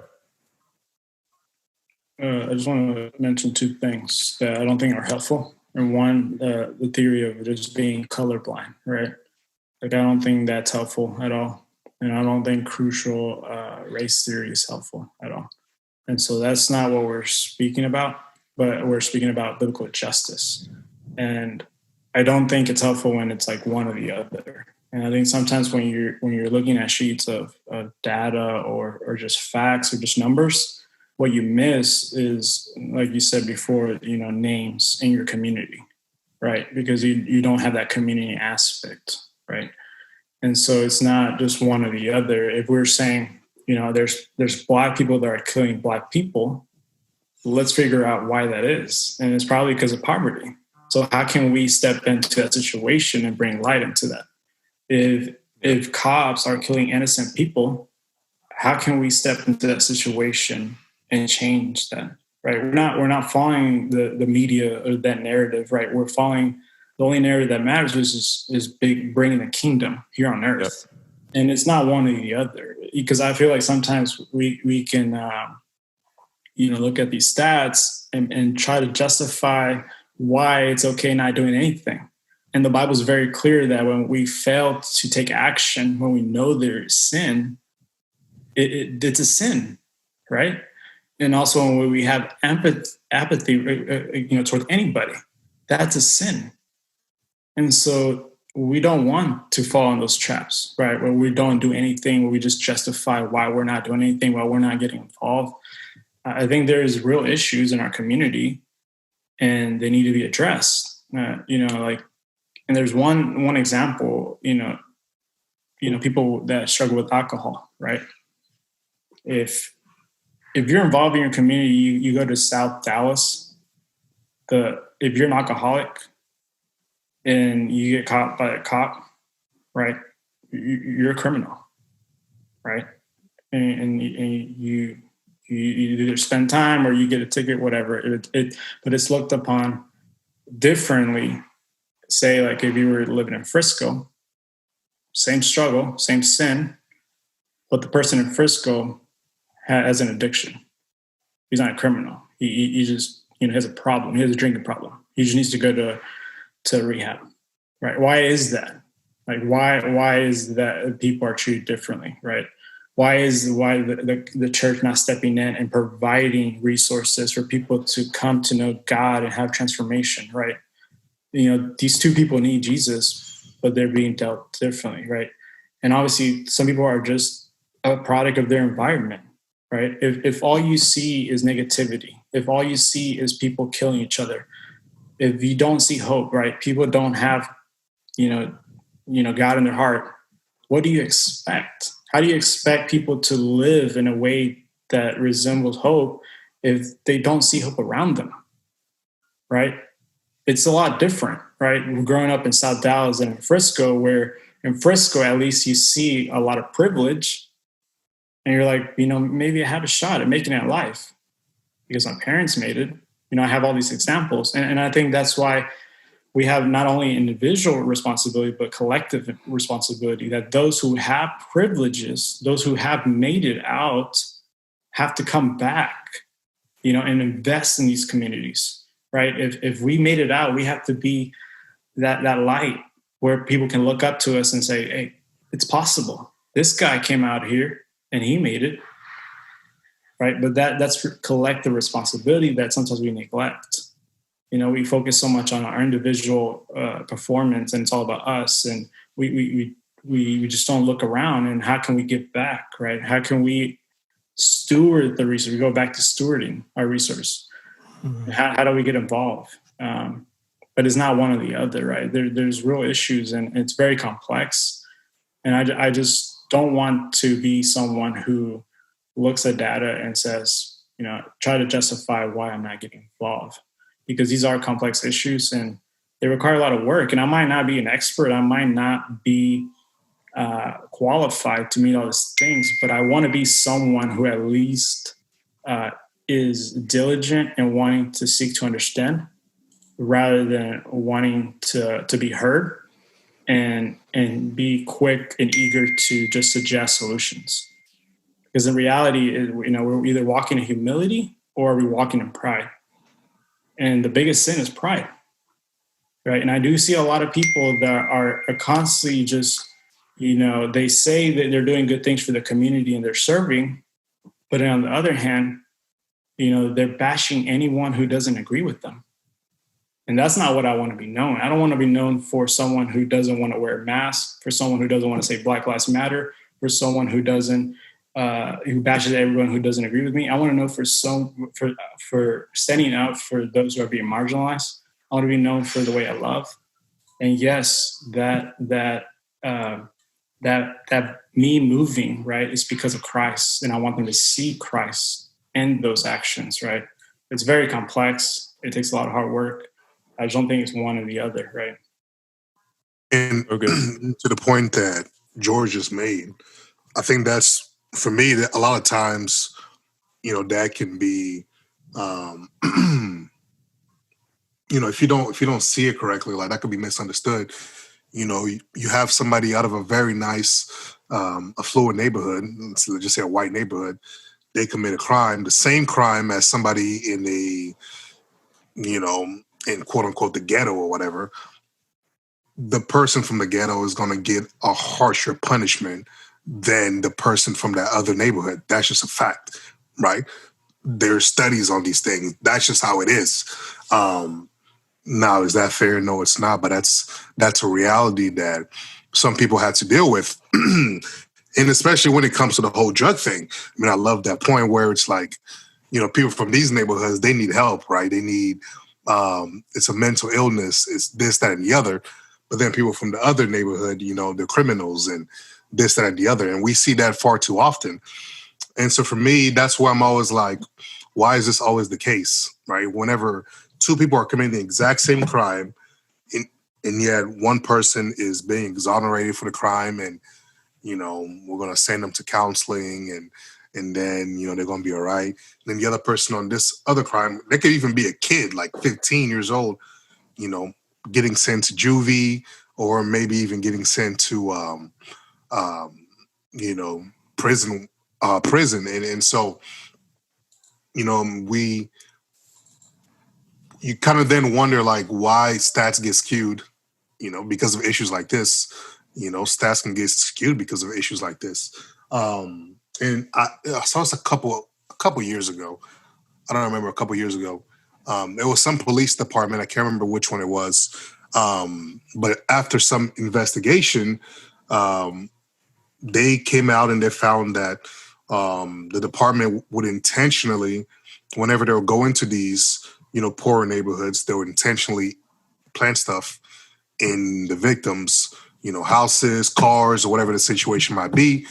And in doing so, you're able to get more arrests, more this, that, and the other. I'm like, these are reality. This is a real thing. But I'm sure on every single one of those police reports, they were saying, hey, we found drugs and this, that, and the other. So I took a step back and I'm like, how am I supposed to believe data when you guys are clearly doing things like this intentionally? Right. So for me, like that, those two things don't make sense. And I'm not saying that all the police forces do that, or that's something that's still currently going on. Maybe it is. I have no idea. I'm just using that as an example because that was something that was, it was a documentary, I believe, that I've seen it on. And so I don't know. So sometimes I kind of look at data and I'm like, I don't really know how I feel about this. Not the one that we're presenting right now, but just some of the different ones that come up. And then, I love that point that George made. Depending on the community you're in, the police going to police you differently, right? They're going to do things a lot more carefully. in comparison to other communities where, poor communities or whatever that situation might be. Yeah, and I love the couple things that you brought up, Josue, because there is, as far as the justice system goes, it's a lot more difficult time for people who are poor in the justice system than those who have resources and have money. And it doesn't matter if those poor people are white or black. And so, but I think disproportionately it does attribute to race. I just want to go ahead and say that. So wealth it's not solely an income thing. It's more of it's both. It's poverty and then also race. So both things affect the way they're seen, the way they're judged. Kind of like, just to point out, like a real world scenario is Brock Turner. I don't know if you remember hearing about him. Like they talked about him. I wanted to just to not make it like a broad thing, but a really specific thing. Like he was a swimming champion. That's how he was talked about, who made a mistake, versus like the way Mexicans have been portrayed recently is that they're rapists and murder. People coming over here are rapists. So like there is that element too. Of race. It's not just a low income thing. And I just kind of wanted to clarify that. Yeah. Do you have any? If you don't have any studies to show on that right now, that's perfectly fine, because we could do that next time around. But do you have any? And so just one example is, so even like with George Floyd, right? We all know that was, injustice that happened, right? He shouldn't have been sentenced on the curb, right? He should have got arrested, right, for his crime, but he shouldn't have died, right? He shouldn't have paid his sentence there, right? And then we look at, 60% of mass shootings are white, are committed by white people. And I mean, any mass shooting that I recall, usually, it's because they have mental issues, right? That's the narrative, right? It's, they had mental issues, or, and they do have a sentence, right? They are trialed, right? That is a privilege that they have. Rarely do you see the cops going into the scene and just, firing their guns at the person who's committing that crime. I've never seen that, right? So I don't know. There is an issue. So going back to what David was saying, there is examples that are clear, like they're being dealt differently. And I think as a church, we need to step in and ask ourselves, why is that? Yeah, I do have a stat from the Business Insider, Bureau of Justice Statistic 2018. Black men are 5 times more likely to be in prison than their white counterparts, and 13 times as likely if they're between the ages of 18 and 19. And so that's a stat, again, from the Bureau of Justice Statistics 2018, Business Insider. I think sorry, I had to go. The point that George just made about the mass shootings and things like that, I think nothing gets on my nerves more than whenever the whole mental health thing comes up. Not saying that mental health is not an issue, but why is it that every single time you have these white individuals committing these crimes, it is always a mental health issue, and they just leave it at that? Right. That's all it is. It can be nothing else. It's always a mental health issue. And then whenever you have other people committing crimes or whatever, then they're labeled terrorists and this, that, and the other. And so for me, I'm like, why is there such an inconsistency? Right. Why can't they be labeled the same way that these other individuals are labeled for committing a crime? If Jamal kills whatever, Jamal's a criminal, right? If, the dude shoots up a school, then he has a mental health issue. Why is he not a criminal? Why does that not make sense? And even just to the point of, George is making really good points, to the point of, what was he saying? You said, what did you say after that, George? Shoot. I guess just having obviously someone get arrested for a crime, Yes, and being yes. sentence, right? The trial and the sentence at the crime scene. Yes, it seems like there's more care towards those individuals, right? Not saying that that's a bad thing. I'm like, okay, if if the police don't come and gun somebody down, that's great. Hey, cool, let's do that, but let's just do that for everybody, right? Black or white. I feel like for me that's my thing, right? Black or white. Let's be able to do things like that. Obviously, I'm saying that, understanding that not everything's black and white. There's circumstances where you know the victim is fighting back, whatever, and that kind of things happen. But if they're able to take care for individuals that just shot up a whole church and they're able to bring them in, I feel like you could do the same thing for somebody who just quote unquote had a fake $20 bill. That's my point. And so that's one of the things that I think we need to look at, and that I haven't looked at any data for, is that are these people who are committing these mass shootings, like whenever the police do show up there, like are they resisting, or are they going along with it? And then from there, if there are mass shootings, do we want to just go ahead and shoot them because of the scope of their heinous crimes or not? That I legit have no idea, because those things are absolutely horrible. I'll say from the autobiography of the Columbine killer, it's almost something for them that they just, man, I'm going to say this, but it might be a bit not wordy. What's the word? A bit harsh, but like those individuals are almost already at this suicidal state anyways, to where they are, or they've deemed life that they don't want to live it, but that they want to take out as much malevolence on those who are living before they go as possible. And so from there, like maybe even from the point of justice or whatever, maybe I was going to say maybe keeping them alive to stay in prison would be worse than actually killing them. But like, I'm just throwing out thoughts. I don't know. But yeah, I think that's something to definitely look into, is like across these iterations of this, like whenever the officers do a show up, are they just kind of like, hey, I did what I wanted to do. I inflicted as much malevolence as possible, so I'll go peacefully. Or are they also resisting, and there's that difference in treatment there?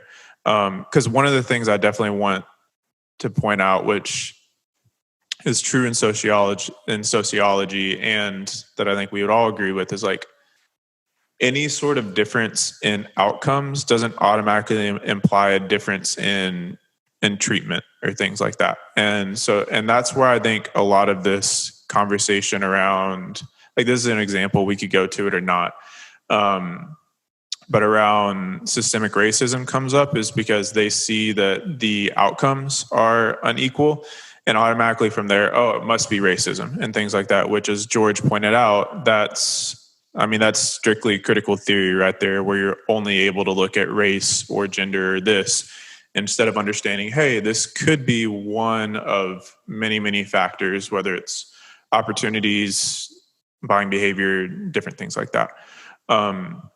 David, one of the things I wanted to ask for the stat that you brought up, was that for the same crimes that they were 5 or 8 times more likely to be in jail, or was it just for any of them? Because from there, then we need to understand, okay, like, again, not going towards critical theory of saying, this must just be racism, but understand, okay, this amount could be racism, this amount could be the crimes committed, this amount could be because, this group is more likely to be in poverty, so they're not able to meet cash bail, not able to meet with their lawyers, which I think cash bail is something that we can definitely talk about as a problem, because I don't think that's something that's beneficial to equally beneficial all communities. Yeah, I'm not sure about that particular stat, but I have one right here from the Washington Post. 20%. It goes up to 20%. So black men sentenced to do more time for committing the same exact crime as a white person. So they're 20% more likely for the same crime. Okay. Washington Post, and that's from a study in 2017. Okay. Does it how many, because I want to see how many, I can send you the link right here. cool, that'd be great. Because I want to see how many cases it is. And then from there, Yeah. if it's, My what I wrestle with, I guess in my heart, is that most of the time that we approach a situation like this, it tends to be to dismiss the fact that racism is real. Like for instance, with the whole we talked about Black Lives Matter, and then saying, well, all lives matter. It's not always the case, but most of the time it tends to be somebody who is wanting to dismiss, I guess, any real validity to what a lot of these people are saying. It's weaponizing truth, right? It's like weaponizing, yes, all lives matter, but again, you're not willing to listen to this particular people group. And since I already opened up that topic, I kind of want to talk about too the response that one of the the NBA players from Orlando Magic, like he's an African American guy. He decided not to kneel. Jonathan Isaac, I think his name is. Yeah. He decided not to kneel because of the gospel. And so, he says the reason is because I believe people need the gospel. Okay, so I look at that and I think that this is, again, not necessarily his intention, but this is how it comes across to a lot of people, is that it is a weaponizing of the gospel, weaponizing of religion to say this doesn't matter, right? When in reality, I feel like his approach to the gospel, the portrayal is really the way I see it in my mind is this guy has the gospel, which to me is like a raft by the shore. And he's asking people who are drowning in the middle of the lake or the sea to come and swim to the raft to find salvation. When reality, what we should be doing is we should be going to them.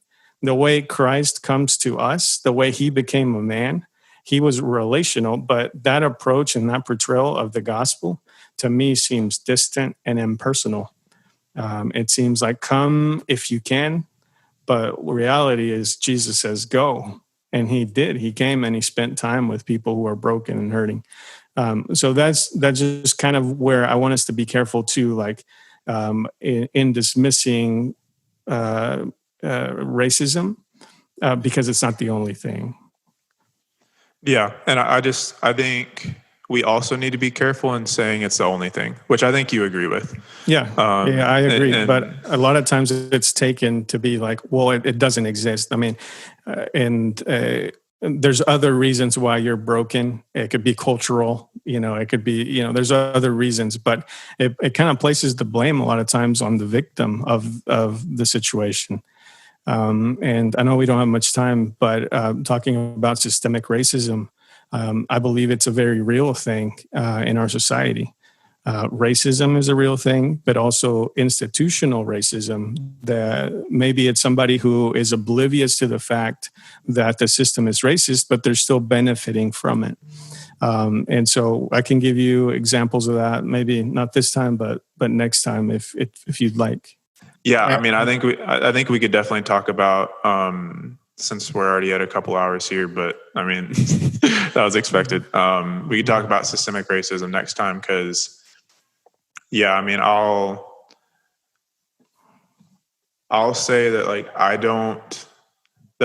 think the measures that a lot of people are using to try to say this is systemically racist, this is as well, that those measures aren't conclusive nor something that should be used and that are tools of critical theory or intersectionality.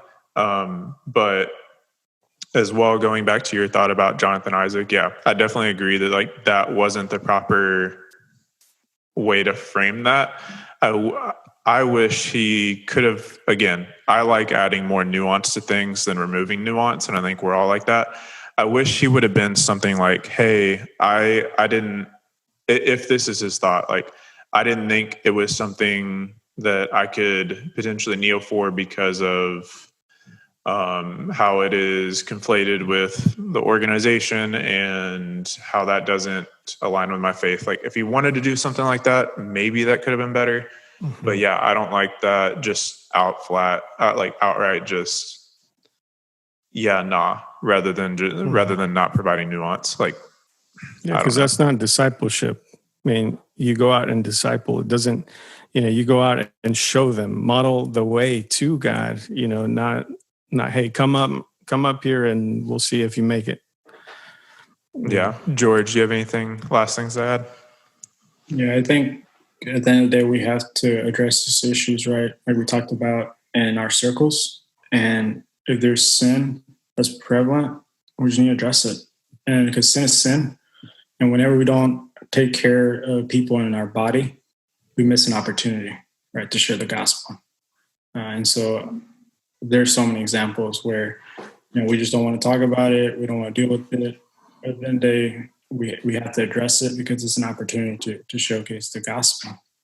Yeah, and I think that's us here in America not really wanting to sit down and think about things or actually address things and think about things in a like critical thinking way and like putting in that effort. Josue, you have any last things to add, man?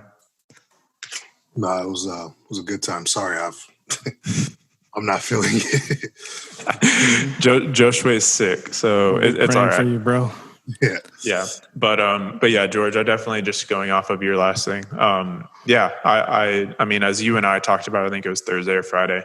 Yeah, I mean, this is something that, as we've kind of talked about these first couple conversations, like we're only going to be able to go so nuanced or as so deep into these conversations or into these issues and problems. And at the end of the day, like we're, I hope, just modeling how these local communities can think about the things that are in their communities and giving them some sort of framework or initial tools for them to kind of have. And then from there, them being able to drill down even deeper and talking with the people that are in their community, especially pastors who were shepherding their communities and serving their communities. And not everything for all communities are going to be resolved in this conversation. But hopefully for us, it's just something that we're able to discern just even further and figure out, what truth is, what reality is, and be able to move forward and implement actual good solutions from there. So one more thing that I want to add is that this conversation will never be like the end of all, right? This is only the beginning. And I think as we have conversations like this, we multiply, right? And everybody's having these conversations because we need to have a heart like David, where it's like, search me, God, search me if there's anything wrong. I want to be like you, right?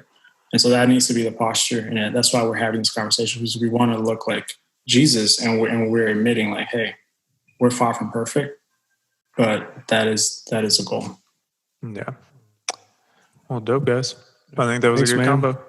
Yeah. Thank you, guys. Appreciate you.